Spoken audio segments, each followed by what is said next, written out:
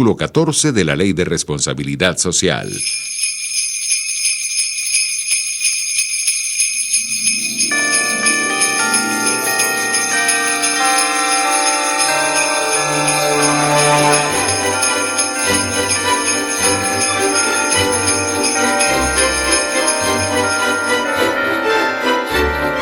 A partir de este momento, los invitamos a formar parte de esta mesa donde se componen y descomponen los problemas del país. RCR presenta Buen Provecho con Thaís Peñalver.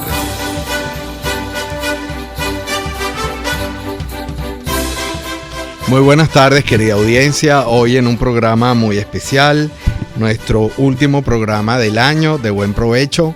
Tengo el honor de estar con ustedes en el micrófono, en la cabina. En la dirección general de la estación está Jaime Nestares, en la gerencia de producción Willy Charcaya, en la producción Juliet Córdoba, en los controles César González, en la conducción, aunque a distancia, pero presente, Thaís Peñalver, y este es su servidor Daniel Barnaghi. Para comunicarse con nosotros, por favor usen la mensajería de texto Dilo. Aquí pueden enviar un mensaje de texto al 3456 que tendrá un valor de $1 más básico más IVA. Por favor comuníquense con nosotros en la cabina 0212-482-9750 y también lo pueden hacer a través del Twitter de la emisora @RCR750. También pueden escuchar y vernos a través de nuestra plataforma digital rcr.tv y en Periscope nos consiguen en RCR750. Bueno, hoy tenemos un programa muy especial porque vamos a estar casi todos los anclas que acompañamos a Thaís en la semana de Buen Provecho. Está haciendo su entrada triunfal nuestra magistrada de mérito, la doctora Blanca Rosa Mármol de León. Por favor, ¿prefiere mi siniestra o mi diestra? Tu diestra. Por favor, bienvenida. Ahora estoy muy aficionada a la diestra. Me parece muy bien, yo también, siempre lo he estado. Están con nosotros por Skype Tomás Páez. Hola Tomás, ¿estás ahí? ¿Cómo estás, Daniel? Hello. ¿Cómo estás? Un gusto saludarte. Y está María Teresa Belandria. María Teresa, ¿estás con nosotros? ¿Cómo están? Hola, Tomás. Hola, Daniel. ¿Cómo está, doctora? Mira, yo voy a estar muy poco tiempo y me excuso porque hoy es el almuerzo de Navidad de la universidad y aunque acá son las 12:11, ustedes tienen una hora más, aquí son las 11:11, pues en Navidad, ¿qué quieren que les diga? Entonces no me voy a poder quedar en el programa, sino solamente los voy a acompañar unos 10-15 minutos, ¿ok? Muy bien, van a ser maravillosos con tu compañía. Doctora, ¿cómo está? Muy bien, hola, gusto en saludarte a ti, a María Teresa y a todos los demás y a quienes nos escuchan en este momento. Aquí llegamos un poquito accidentados porque el chofer cuando me iba a buscar lo asaltaron en la camionetica en la que iba, o sea que el AMPA no tiene clemencia. Sí, bueno, ni siquiera en Navidad, o mejor dicho, por la Navidad como que es peor. Por eso es que yo quería comenzar contigo, María Teresa, usando la acotación que hiciste del tiempo a partir de lo que acaba de decir la doctora. Una gran cantidad de venezolanos, y también Tomás, después te pido que intervengas, salen del país por el tema de la inseguridad, donde la inseguridad se convirtió en una epidemia, pero que ya en los últimos años cambió completamente el rostro cotidiano de la ciudad. De ser una ciudad de muchas colas, de mucha gente, de mucho movimiento, es una ciudad que se ha ido pues apagando, cada vez menos personas, pero cada vez con más miedo. Antes el metro era un sitio, bueno, que brindaba una cierta, entre comillas, sensación de seguridad. Uno escuchaba de los asaltos en las camioneticas, pero era una cosa muy eventual y se convirtió en una cosa cotidiana. María Teresa, ¿cómo ven eso ustedes desde donde estás tú ahorita? Tú y los venezolanos que te acompañan y el resto del mundo, ¿qué piensa del tema de la inseguridad en Venezuela? La seguridad es un asunto realmente que preocupa a todas las ciudades. Sin embargo, lo que ocurre... María Teresa, ¿me escuchas? ¿Sí? Se te está escuchando te mal. Perfectamente. Ok, se te está escuchando mal. Perfectamente. Okay, pero no soy yo. Aquí estoy en 5G. Estamos seguros que no es tu internet, pero sí bastante seguros que es el de nosotros. Tomás no está escuchando, Juliet. Ok, María Teresa, continúa, perdona la interrupción. No, no, es decir que la inseguridad es un asunto de todas las grandes ciudades y no vivir uno en una ciudad tan segura como la que yo vivo, como Washington, D.C., que es una ciudad vigilada, es una ciudad que tiene cámaras de seguridad por todas partes, eso no significa que no se cometan delitos.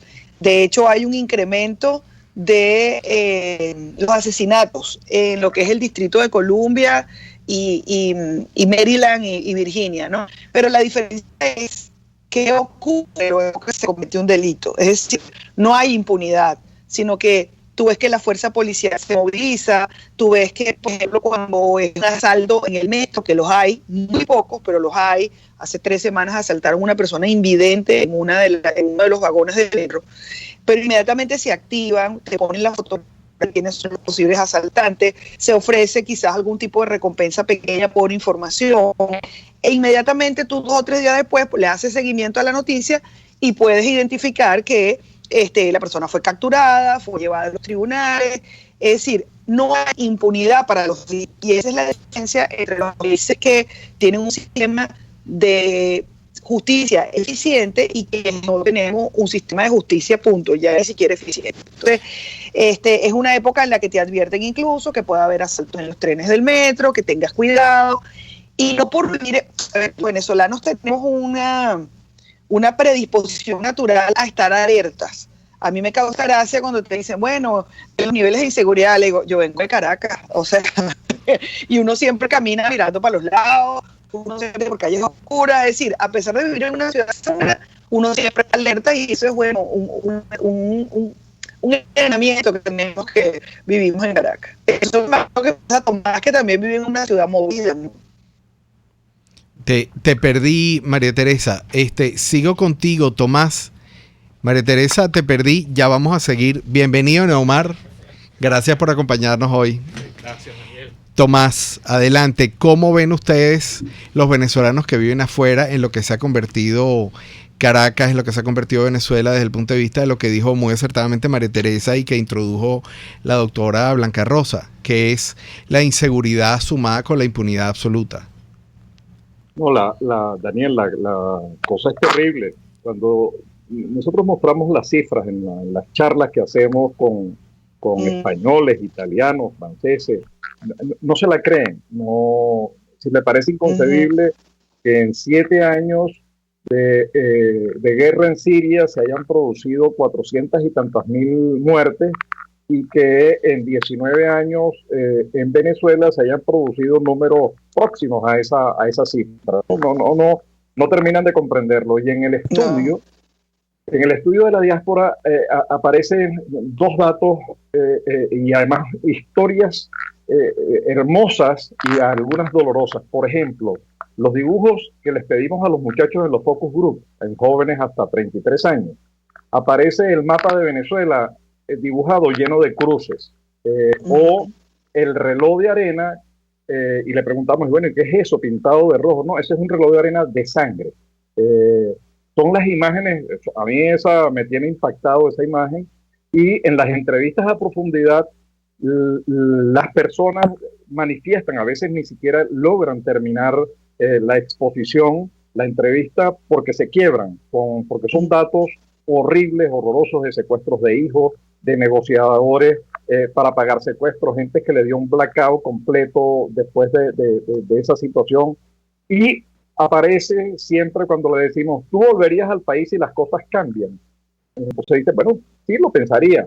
¿Y qué cosa te dirías que cambiase inmediatamente? El tema que aparece recurrente, con mayor peso, es la seguridad. Pero quiero dejar la pregunta para la doctora Blanca Rosa y para Neomar. El tema de fondo de todo esto es la impunidad. Y hay un tema al cual hoy tenemos que hablar, que es del 10 de enero.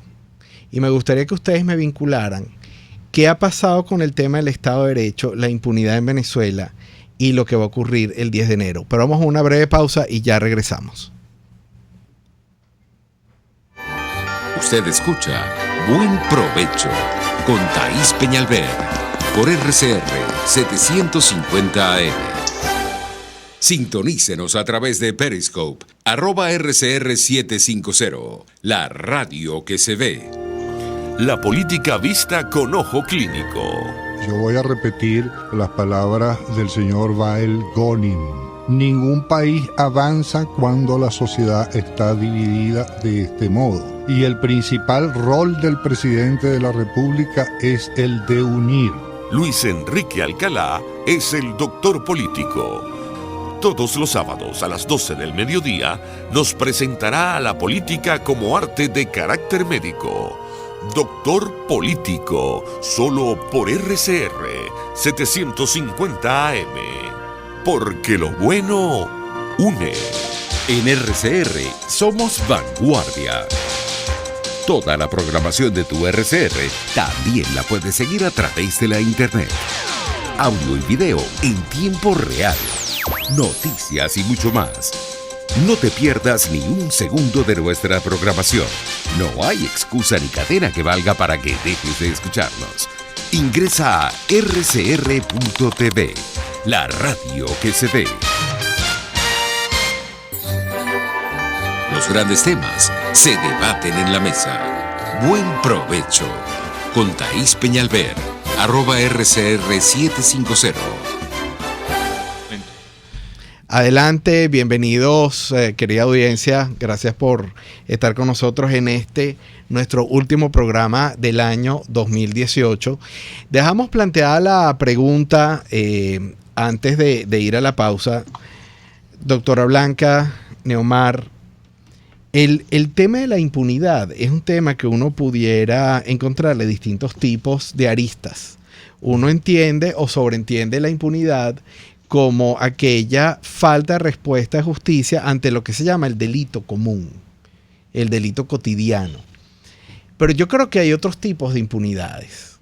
Y estoy planteando el tema del 10 de enero. Entonces, le cedo la palabra, doctora. Sí, me parece muy pertinente el planteamiento y sobre todo que hables de impunidad y de delito, porque de eso se trata, ¿verdad?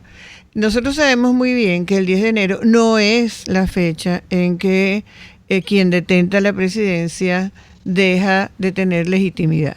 Él no es legítimo hace mucho tiempo, desde que fue candidato siendo vicepresidente, que no podía ser, desde que fue declarado el abandono de cargo por la Asamblea y siguió allí, desde que se condenó por el Tribunal Supremo legítimo y tiene la destitución y sigue allí, desde que se dijo y se sabe que es colombiano y nunca demostró que no lo era, pero sin embargo internacionalmente les ha resultado como un camino más recto decir, bueno, ese día, el 10 de enero del año próximo, queda ya completamente deslegitimado porque se celebraron unas elecciones que fueron inconstitucionales y no puede juramentarse en esas condiciones. Bueno, eso es una verdad.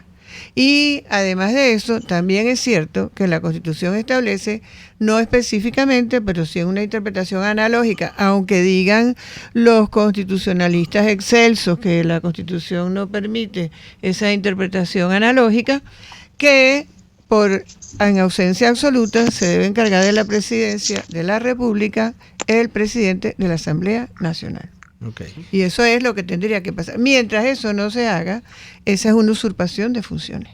Neomar, ¿qué piensas tú del tema? Bueno, saludamos primero a Tomás, gracias Daniel, gracias doctora Blanca y gracias María Teresa que también estás allí. Mira, el problema con Venezuela es que, y yo creo que aquí es donde yerra el diagnóstico mucha gente, desde este lado, desde el lado de la oposición, es que Venezuela es al día de hoy un país, o diría Blanco Muñoz, un ex país, en el que básicamente las actuaciones del Ejecutivo se hacen y no tienen ningún tipo de contraprestación, o sea, no hay costo. Exacto, no hay costos internos, al menos en Venezuela, para cada una de las cosas que haga Maduro. Por tanto, nosotros hemos venido acumulando una suerte de eso que ustedes han llamado, una especie de ilegalidades sucesivas, donde eso no tiene ninguna, digamos, incidencia real, no tiene ninguna respuesta de la oposición, y aquí entramos en el campo entonces de las justificaciones. Bueno, es que la oposición no puede generar de suyo ninguna contraprestación, ninguna respuesta a estas cosas que haga Maduro. Pero el problema está, y yo creo que el problema de fondo está en el hecho de que cierta oposición diga que es que sí, que lo puede hacer. Y entonces, cuando tú dices, yo puedo de alguna manera refrenar esto a través de elecciones, a través de diálogos, a través de cualquier cantidad de soluciones que se dan dentro del marco de las democracias sensatas, bueno, allí tú le estás mintiendo a la gente. Y en el fondo, lo que tenemos nosotros acá, y este es el punto importante, es un gobierno forajido, hace lo que le da la gana. Aquí todo el quid de la cuestión, después del 10 de enero, está en si los costos se trasladan al campo internacional. Hay costos realmente internacionales, o sea, yo aterrizo siempre Esa es una buena pregunta. Esta observación diciendo lo siguiente, doctora Blanca, va a suceder acá luego del 10 de enero que, por ejemplo, Colombia va a retirar su embajador, Brasil va a retirar el embajador, ahora que tenemos un Bolsonaro que va a asumir creo que en los primeros días de enero, o sea, va a retirar el embajador, eso van a ser los costos. Yo no sé si eso va a ser así. ¿Qué va a hacer Trump en realidad? Trump va a subir los costos de permanencia de Nicolás Maduro en el poder, o sea, ese tipo de cosas, porque internamente, y esto es lo que tenemos que tener muy claro, el chavismo hace porque puede hacer. O sea, aquí no hay nada que ponerse. Yo respeto muchísimo a los juristas, doctora Blanca, respeto muchísimo a todos los constitucionalistas, respeto mucho a la gente que trata de analizar lo que ocurre en Venezuela desde ese punto de vista, pero para mí ese análisis en este momento escapa de la realidad, porque el problema es que usted puede tener todo lo que quiera por escrito, pero en la práctica usted hace y deshace porque tiene el poder de hacer y deshacer. Ese es todo el tema. Ahorita yo me hago la pregunta, Tomás, a partir de lo que dijo Neomar, uno pudiera pensar que estamos ante un concierto de naciones básicamente indolente. ¿Qué significa indolente? Bueno, es un concierto de naciones declarativo, que no se ha cansado, digamos, de manifestar en distintos escenarios, espacios, ágoras, las críticas hacia el gobierno venezolano, pero que no, más allá de un conjunto de sanciones quirúrgicas de naturaleza financiera, no ha pasado nada más. Yo te pregunto a ti, Tomás, esa visión de la comunidad internacional expectante, pero no actuante, ¿coincide con la tuya desde allá, desde donde tú estás? No. Para nada, digamos, en el sentido de que realmente cuando yo acabo de estar ahorita en Colombia, reunido con la gente de migraciones, frontera, en el taller participó el canciller, estaba el embajador de Estados Unidos, el embajador de Ecuador y de Perú, y la verdad es que hay una enorme preocupación por el tema venezolano, no solamente por la cantidad de migrantes que están recibiendo, sino por la situación, porque al final el problema no es la diáspora es parte de la solución. El problema es un país que ha quebrado, un país que ha reducido el comercio bilateral con Colombia, por ejemplo, que llegó a alcanzar $7.000 millones, lo redujo a unos pocos centenares, o con Argentina y Brasil, que ha reducido de manera significativa el volumen de las importaciones que antes realizaba. Pero tanto en Centroamérica como en Latinoamérica, o particularmente Sudamérica y Europa, hay una presión enorme, una conciencia enorme de la necesidad de encontrarle una salida a la tragedia humana, lo que está ocurriendo en Naciones Unidas, la designación del comisionado especial para el tema migratorio por parte de nuestra ACNUR, OIN, etcétera. Digamos, ahí hay una presión enorme, consciente. ¿Hasta dónde puede llegar? Ese es otro tema, ¿no? ¿Hasta dónde puede llegar la presión? Pero la presión ha impactado las finanzas de muchos de los voceros del gobierno. Ha sido una denuncia que ha sacado a flote el mare magnum de corrupción terrible, la hediondez de la corrupción venezolana. Bueno, esto de verdad que está dibujando un panorama. Ayer se acaba de desmarcar uno de los franquiciados del régimen venezolano en España, que además es soporte del gobierno español, aliado del PSOE en España, que es la gente de Podemos, desmarcándose del gobierno, diciendo que ya, desmarcándose de su franquiciado, es decir, que ya eso va a tener incluso repercusiones en las votaciones en el Parlamento Europeo. Es decir, el aislamiento del gobierno venezolano es cada vez mayor, y eso hay que aprovecharlo porque también nacionalmente está en minoría el gobierno. Digamos, hay una gran sociedad que no hemos sabido articular, que no hemos sabido convertir en una fuerza que sí lo hicimos en las elecciones de 2015 y que tenemos que lograr convertirlo en fuerza política que desplace a una minoría que hoy se conserva en el poder gracias al apoyo militar, como ellos mismos se declaran como un gobierno militar en modo 18 y cívico en grado 3, ¿no? Digamos, con letras pequeñísimas. Ahorita, doctora Blanca, a partir de lo que está comentando Tomás, creo que valdría la pena cambiar la visión de la retrospectiva a la prospectiva. ¿Qué ve usted para el año 2019 en cuanto a todo lo que está comentando Tomás? ¿Usted ve algún tipo de alteración en el sistema regional, en el concierto de naciones? ¿Cree que va a haber algún cambio a partir del 10 de enero? ¿O el 10 de enero no es una fecha relevante? Cuéntenos cómo ve usted. Vamos a hacer prospección. Sí, yo pienso que sin pecar de optimista y siendo realista, retomando las palabras de Neomar, yo sé que el enfoque jurídico es uno y el legal es uno, y lo que en realidad pasa es otra cosa. Pero el primero tiene que ser el sustento de lo real, de lo que se puede hacer en la realidad. Es decir, es lo que va a legitimar las acciones que se puedan tomar. Eso es lo que quiero decir. Yo creo que realmente, como tú mismo has señalado, Daniel, está planteado un rechazo muy grande el 10 de enero porque aquí no va a haber presidente. Y si el presidente decide quedarse, como ya lo tiene anunciado, inclusive ha despedido a los embajadores que quieran irse, que se vayan, a él no le importa nada, él sigue actuando como que si fuera el dueño de Venezuela, porque así es como actúa. Sin embargo, ese vacío está allí y yo creo que eso sí va a tener un costo, porque independientemente de que él lo reduzca o lo quiera banalizar a que se van los embajadores, eso no es lo único que va a pasar, porque él no va a estar reconocido internacionalmente y eso significa también unas consecuencias económicas, ¿verdad? Y unas consecuencias ante la Corte Penal Internacional y unas consecuencias en todos los sentidos que yo creo que son de extrema gravedad. Ahora sí, va a depender de nosotros, de los ciudadanos, lo que en definitiva suceda, porque esa es una fecha límite que nosotros no debemos dejar pasar, porque si nosotros dejamos pasar esa fecha y este señor que detenta la presidencia continúa en eso, entonces sí se va a volver más difícil resolverlo. De manera que nosotros estamos enfrentados a un reto, pero es un reto de ciudadanía, de civismo, de principios, en el cual nosotros venezolanos que creemos en la democracia y que somos más, y que quiero recordar que frente a la fuerza, la opción es el número, tenemos que demostrar que eso es así. Y esa es la única manera de resolver ese problema. Así lo veo yo y lo tengo pensado. Y como decía aquí antes, bueno, estas no son unas navidades tristes, ni para desanimarse, ni para pesimismo, no. Estas son navidades de proyectos en las cuales nosotros tenemos que estar pensando cuál va a ser nuestra conducta ese día para nosotros resolver de una vez por todas la ilegalidad y la inconstitucionalidad de la presidencia en Venezuela. Neomar, fíjate, tomando lo que dice la doctora Blanca, te pregunto yo a ti.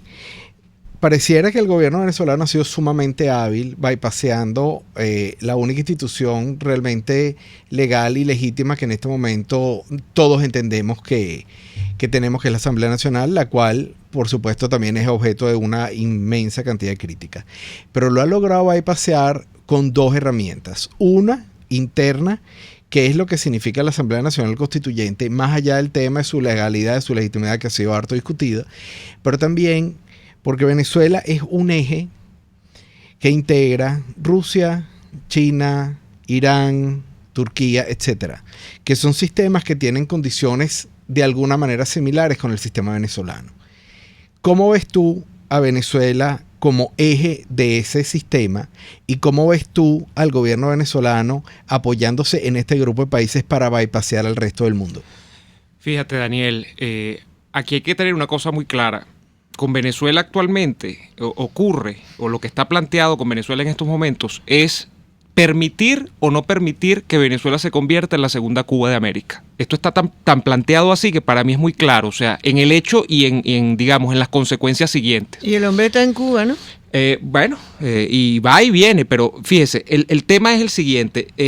Cuba, en algún momento, cuando Fidel hizo la revolución, bueno, Cuba fue excluida de los mecanismos, digamos, de participación internacional, mecanismos como la OEA. Recordemos que Venezuela y el gobierno de Betancur tienen un papel fundamental en eso, en la exclusión de Cuba por ser una dictadura de la OEA. Bueno, pero Cuba luego de eso, y estamos hablando creo que del año 60 o 61, Cuba permaneció bajo la égida de Fidel Castro y el castrismo, y fueron 40 y son 40, 50 años después de aquello que el castrismo quedó cristalizado como el sistema político que gobernaba en Cuba. Bueno, en Venezuela está planteado justamente eso en esa dimensión, quizá una dimensión mayor porque no es una isla, porque no es la importancia económica que tenía Cuba, que era minúscula frente a la que tiene Venezuela con todos sus minerales, su petróleo y todo lo demás, pero es hacer que Venezuela cambie a partir del tema internacional y el tema interno, o Venezuela permanezca como una suerte de referente que tiene el mundo para decir, miren, allá tiene una gente que está sufriendo, ¿vale? Y esa gente cómo está sufriendo, bueno, ellos verán cómo hacen, o huyen o se quedan allí, los que quedan vean cómo sobreviven. Ese es el tema que está planteado. Y en el centro de tu pregunta, Daniel, que me parece muy oportuna, hay una dimensión que quizá no la tenía el Cuba cuando se planteó ese problema. Porque cuando tú me nombras a Rusia, me nombras a China, me nombras a Irán sobre todo, y estamos hablando de Irán y de lo peor de Irán, que es lo más preocupante acá.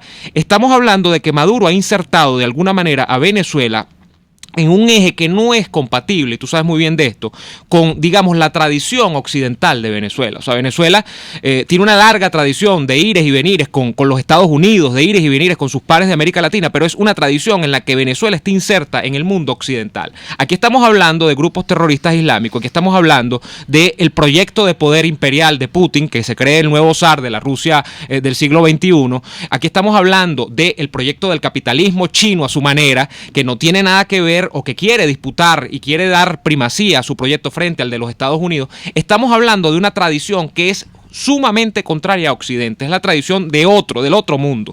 Bueno, en eso nos ha metido Maduro. ¿Cómo salir de ese entuerto? Bueno, es muy difícil porque fíjense ustedes, no es solamente el hecho que hemos básicamente coincidido nosotros acá, que es el tema de apalancar el tema interno con los militares. Es un proyecto de poder mundial. Bueno, en eso va a jugar un papel preponderante la comunidad internacional, pero como dice la doctora Blanca Rosa Mármol, también el tema interno. Aquí yo quiero resumir eso. Estamos frente al dilema que se divide, digamos, en dos vertientes. O permanecemos y somos la segunda Cuba de América, o logramos con ese apalancamiento internacional y con lo que se puede hacer internamente, y yo creo que lo que se puede hacer es tratar de articular algo en Venezuela, tratar de que los políticos sean sensatos y vean el problema, el monstruo que tienen por delante, y bueno, que la gente esté interesada, que la gente está pasándola muy mal, pero esté interesada en que esto cambie. Bueno, tratar de hallar esa salida. Es difícil, pero toca hacerlo. Tengo que ir a una pausa, pero les voy a dejar a los tres la misma pregunta. Tomás, doctora Blanca, Neomar, ¿dónde está la fuerza interna en Venezuela para proceder al cambio? Vamos a un corte y ya regresamos. Usted escucha Buen Provecho con Thaís Peñalver por RCR 750 AM. A las 6 de la tarde, la entrevista. Siempre damos la cara. Exponemos nuestra opinión, duélale a quien le duela. Y difundimos la voz del pueblo porque es la voz de Dios. A las 6 de la tarde, la entrevista. Soy Miguel Ángel Rodríguez y estoy contigo por RCR. Porque lo bueno une. El que calla otorga. Si quieres cambiar tu ciudad, tu país, escuchamos tu propuesta. Habla Caracas. Este sábado, a las 2 de la tarde, con el diputado Tomás Guanipa, por RCR 750 AM. Puedes seguirnos en nuestras redes sociales. En Twitter, @RCR750, la radio que se ve. RCR 750 AM, porque lo bueno une. Conéctese con nosotros en señal abierta o por rcr.tv, la radio que se ve. Y síganos en Twitter, @RCR750. Y buen provecho. Gracias por continuar con nosotros, maravillosa audiencia. Estábamos aquí. Aquí no estamos celosos, ¿verdad? No estamos verdes, pero callados. Verdes pero callados. Neomar tiene una audiencia, un club de fans sí, importante. Me voy a ruborizar aquí, Tomás, por culpa de ustedes. la doctora y yo no aparecemos mucho por el chat. Pero vamos a ir a la parte seria, pero después también le quiero dedicar unos minutos a la parte personal. Tomás, ¿dónde está la fuerza interna del pueblo venezolano en esta situación donde es una de las sociedades más empobrecidas del mundo en términos por unidad de tiempo, donde hay unas enfermedades que estaban erradicadas, donde prácticamente la capacidad o la posibilidad de conseguir medicamentos de alta gama, de alta calidad para cierto tipo de patologías está prácticamente descartado, es muy difícil, pero donde además la ingesta proteica es extremadamente baja, es una de las más bajas per cápita de todo el mundo, donde hay una traslación de la ingesta proteica hacia la ingesta hipercalórica, con los daños que eso significa, sobre todo en las poblaciones más jóvenes. ¿Dónde está la fuerza interna de los venezolanos para salir de la situación? Tomás. A ver, está describiendo la situación económica del país, ¿no? Digamos, la destrucción empresarial, servicios en el subsuelo, infraestructura, la gravedad. Ahora, ¿dónde está la fortaleza? Primero tienes una fortaleza de los más o menos 4 millones de venezolanos que están fuera, que aportan a esa gran mayoría de venezolanos que no quiere saber nada del gobierno actual en Venezuela. Fíjate que con toda la cirugía electoral que hicieron, con toda la trampa, con todo el gasto público utilizado para movilizar a la gente e inflando además la cifra, porque la representante del Consejo Electoral son especialistas en cirugía electoral, llegaron al 20 y tanto % de acuerdo a cifras oficiales. Es decir, que están perdidos por donde digamos, como número, como volumen, son poco significativos, porque hay una sociedad enorme donde están incluidos quienes hasta hace poco apoyaban al gobierno, están incluidos ellos. Entonces, ahí de lo que se trata es de cómo un liderazgo nacional entiende que ahí hay una enorme posibilidad de cambio, que además cuenta, porque tiene el aval de la comunidad internacional, de todos los países del mundo, excepto los que ya se nombraron. Faltaría agregar allí a Turquía, que es el que está suministrando los alimentos de la bolsa CLAP, después de haber denunciado la Procuraduría General, que allí también están robando varios de los compradores de productos para distribuirlos en esas bolsitas de la desgracia, porque son las bolsitas del racionamiento que no quieren admitir. Entonces, tienes toda la comunidad internacional, tienes además la Reserva Internacional de la diáspora, tienes además un país con una capacidad que ha construido, se ha blindado, que le ha puesto frenos al desarrollo de este modelo totalitario. Digamos, tenemos todas las condiciones para ganar. Falta unir voluntades, y pareciera que se están produciendo acercamientos entre distintos factores que antes no podían verse. Y es lo que uno espera, que se haga una lectura del momento, porque la manera de salir de esta tragedia requiere unión, pero el esfuerzo que hay que hacer para reconstruir el país en todas las áreas, internet, electricidad, agua, vivienda, etcétera, va a requerir un esfuerzo unitario de enorme magnitud, y están dadas las condiciones para poder hacerlo. Excelente, Tomás. Doctora Blanca, al joven que a usted le estaba trayendo para acá lo acaban de asaltar. Estoy completamente seguro, porque todos hemos vivido esa situación tan desagradable, debe estar consternado.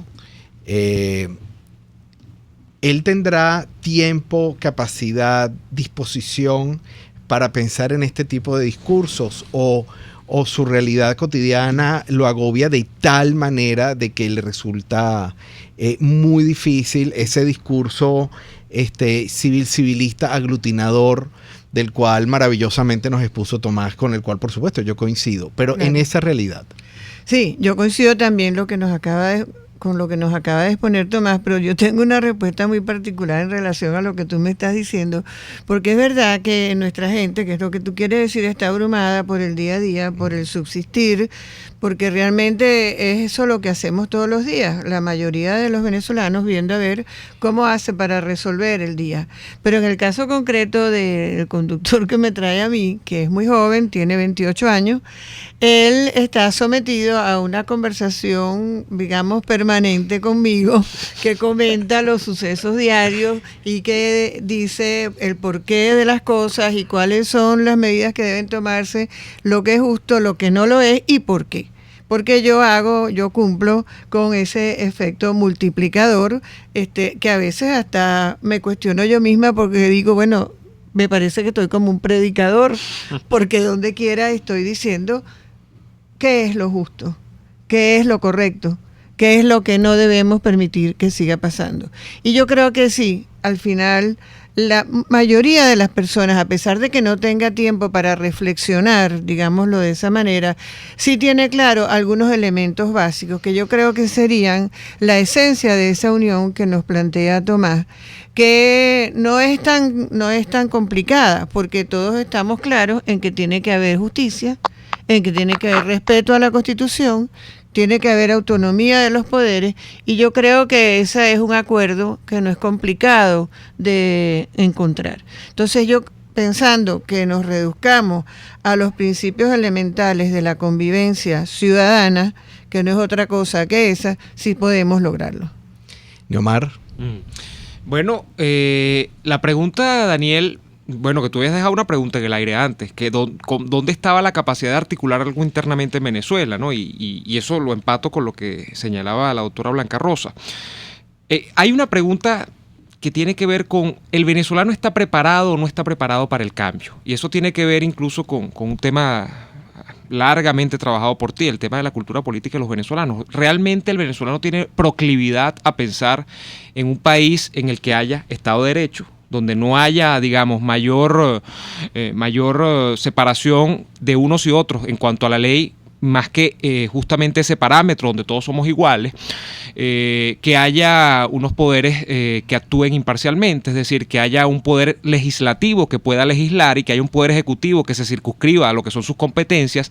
Ese tipo de preguntas son cosas que yo no sé si todavía están claras en la ciudadanía venezolana. O sea, habría que ver si nosotros realmente estamos preparados para el cambio. Yo tendería a pensar que sí, que la gente ha pasado unos 20 años de exponenciación de los males a tal punto que el cambio, por eso yo tengo fe, no sé, en eso que llaman cambio pendular, ¿no? Hay gente que piensa que es que aquí el cambio tiene que ser soft landing, o sea, que tiene que ser un cambio, digamos, hacia un socialismo más moderado, hacia una especie de sistema económico mixto que de alguna manera reivindique lo que fue el manejo de la economía en el pasado, donde se llegó a hablar en Venezuela, imagínese usted, de capitalismo de Estado, donde el Estado robaba pero dejaba que los demás también les goteara el petróleo. Ese tipo de cosas. Sí. Yo creo que no. Yo creo que 40 años que tuvieron muchos beneficios para Venezuela, pero también que dejaron bastantes cosas negativas, y 20 años que solamente han dejado cosas negativas, abonan el terreno para ese cambio pendular. Yo tendería a pensar que inclusive, y esto lo subestima mucha gente, que dice, los sectores populares nadie habla de propiedad privada ni nada. Quítale lo suyo, a ver si no van a hablar de propiedad privada. Agarra y quítale lo que es ajeno. Quítale un paquete de harina pan, a ver si se van a dejar quitar el paquete de harina pan. La gente tiene en el fondo el deseo de que se le respete lo que es suyo. Lo que pasa es que, bueno, estos temas no se discuten en la sociedad. O sea, no hay líderes políticos, además, con audacia, que digan, mira, yo quiero que el país se transforme definitivamente. Yo no quiero ni una vuelta al pasado, ni quiero hacer un socialismo más light, ni quiero hacer nada que se parezca a una especie de chavismo originario, como dicen algunos. Yo creo que ese debe ser el discurso, y yo creo que hay terreno para ir allí. Lo que sucede es que tiene que haber arrestos de valentía para abonar a ese discurso. Bueno, tenemos que hacer el corte, creo. Tenemos que hacer el corte. Quédense con nosotros, vamos al segmento final del último programa del año de Buen Provecho. Análisis, opinión, entretenimiento y mucho más. Escucha Buen Provecho con Thaís Peñalver por RCR 750 AM. Pluralidad contigo. Respeto contigo. responsabilidad. Contigo. Libertad contigo. Estamos contigo y punto. De lunes a viernes a la 1 de la tarde. Contigo. Solo por RCR 750 AM. Porque lo bueno une. En este espacio nos encargaremos de llegar al conocimiento mediante la observación de la posición de los astros y las características comunes de muchas personas con fechas de nacimiento. Esa energía también nos involucra a cada uno de los signos. Guía astrológica. Descubra la relación de los astros con los rasgos de la personalidad, con los sucesos importantes de su vida y con sus características físicas. También van a buscar nuevas formas de crecer, contactarse con el arte, con la belleza. Guía astrológica, todos los sábados, a partir de las 3 de la tarde, por RCR 750 AM.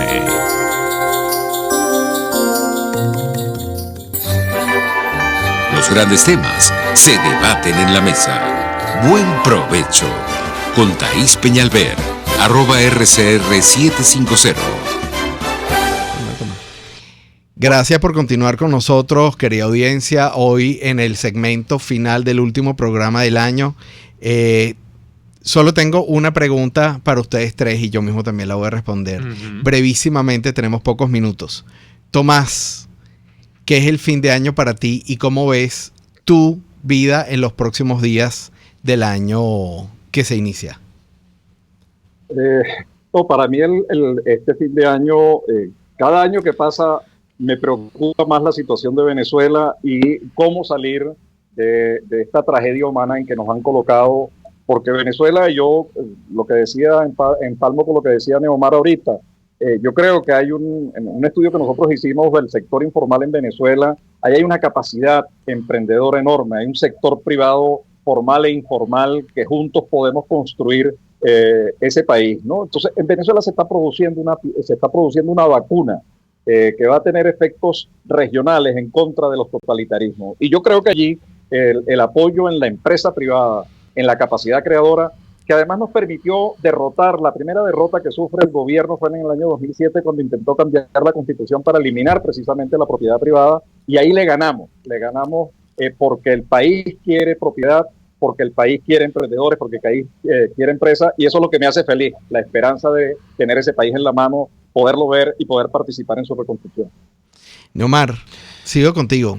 Aquí te hacen una pregunta también que me gustaría que la combinaras con tu respuesta. ¿Cuál es el proyecto para salir de esto, según Neomar? El proyecto es el que yo más o menos esbozaba, es en el que yo creo. Ahora, de si eso es articulable o no, yo creo que sí también, pero yo no tengo la verdad en la mano. Quizás no, quizás como dirían los marxistas, las condiciones objetivas no están dadas para que un proyecto de índole, yo no sé cómo podemos catalogar, de índole liberal se dé en Venezuela.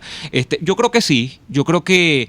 Mira, la historia nos enseña mucho. Yo soy un ferviente creyente en la historia y cuando Betancur se planteó, por ejemplo, ojo, y yo digo que la democracia civil también tuvo sus bemoles, pero cuando Betancur se planteó lo que se planteó a mediados del siglo XX en Venezuela, nadie se planteaba que eso era posible. ¿Y quién hizo que ese proyecto se pudiese instrumentalizar? Bueno, justamente una élite política responsable y que tuviese los arrestos de plantearle cosas al país y de decir, mira, sí es posible, nosotros podemos vencer nuestras circunstancias. Las circunstancias en aquel momento no son muy distintas, por cierto, de las que tenemos ahora. Un gen militarista terrible, una especie de miedo a la libertad, pero yo creo que, nuevamente, años, décadas de experiencia acumuladas en el fracaso nos van a llevar a que sí sea posible un proyecto de esta índole, ¿no? ¿Y qué piensas hacer a final de año? ¿Qué es para ti esta resistir. Navidad? Yo creo que la Navidad de los venezolanos, y tú lo sabes, Daniel, lo sabe la doctora Blanca Rosa y bueno, Tomás le cuento un poco. Lo que estamos en Venezuela, nosotros estamos resistiendo aquí. Y yo creo que quedarse en Venezuela es resistir. Es una decisión personalísima irse o quedarse. Esto lo hemos hablado muchas veces, pero quienes estamos acá estamos resistiendo. Resistir es el mayor favor que podemos hacer, nos podemos hacer los venezolanos a nosotros mismos si estamos acá dentro del país. Porque fíjate tú, todo dentro del gobierno está dirigido tendido, y yo he sido muy fastidioso con esto, a, por ejemplo, desequilibrar emocional y psicológicamente a los venezolanos. Aquí la política oficial para mí es la locura, es volver a la gente loca. Bueno, usted manteniendo la cordura está resistiendo, por ejemplo, y eso para mí es importantísimo. Resistiremos, Daniel. Resistiremos. Doctora Blanca. Sí, bueno, la Navidad es, como dije antes de que me lo preguntaran cuando entramos aquí, para nosotros no debe ser de tristeza, ni de decepción, ni de entrega. Los derechos no se entregan, no me cansaré de repetirlo. La Navidad para nosotros es de resistencia, como bien ha dicho Neomar, y de planificar cómo vamos a ser cada vez más solidarios y más activos como ciudadanía, porque este es el momento de la ciudadanía. Y lo repito, contra la fuerza, el número. Nosotros somos más. Los que queremos la democracia somos más. Los que rechazamos la dictadura somos más. Y nosotros vamos a salir adelante. Bueno, me toca cerrar el programa. No me lo esperaba. Así que yo lo haré también en nombre de Thaís. Quiero agradecer a la radio, a Radio Caracas Radio, cumpleañera en su 88º cumpleaños. Si no me falla el número. Realmente creo que es un honor para cada uno de nosotros que acompañamos a Thaís y a la misma Thaís tener el placer de estar en esta casa de comunicación, de derechos civiles, de derechos de libertad. Quiero agradecer en nombre de Thaís a María Teresa Velandria, que ha estado todo este año con nosotros, igual a Tomás Páez, a Neomar Hernández, a la doctora Blanca Rosa Mármol de León, y por supuesto a nuestro equipo. Y nuestro equipo es muy cercano, nos vemos todas las semanas, al menos una vez. Quiero darle las gracias de nuevo a Jaime Nestares por su dirección tan atinada de la estación, por darnos a nosotros la oportunidad, que no somos personas de radio algunos de nosotros. No. Y nos abre las puertas y confía en nuestro criterio para dirigirnos a ustedes. Por supuesto a Willy Charcaya, muy cercana a todos nuestros afectos, en algunos casos más cercana, la producción de Juliet Córdoba, tan querida, tan diligente, tan especial con cada uno de nosotros. Gracias por tomarte tan en serio la producción del programa y por hacer cada oportunidad una oportunidad maravillosa. Señor César, usted es realmente un gran amigo. Así que lo quiero agradecer de manera muy sentida por todo el esfuerzo, la precisión, el cariño con el cual ha manejado todo este programa. Y bueno, a mí no me queda más que despedirme. Yo creo que todos le dedicamos cada uno de estos minutos en realidad a la juventud venezolana, donde juventud no necesariamente tiene que ver con un concepto cronológico. La juventud es aquello que cree en el futuro. Es aquello que tiene esperanza, es aquello que sabe que se puede vivir un mundo mejor y sobre todo un país mejor. Así que me despido de ustedes por este año y les deseo una feliz Navidad, feliz Año Nuevo y siempre muy buen provecho.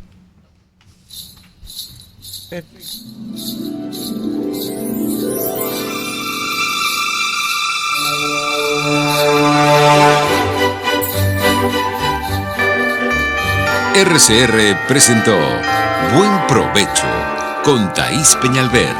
Síganos en Twitter en @RCR750 y @PrensaRCR.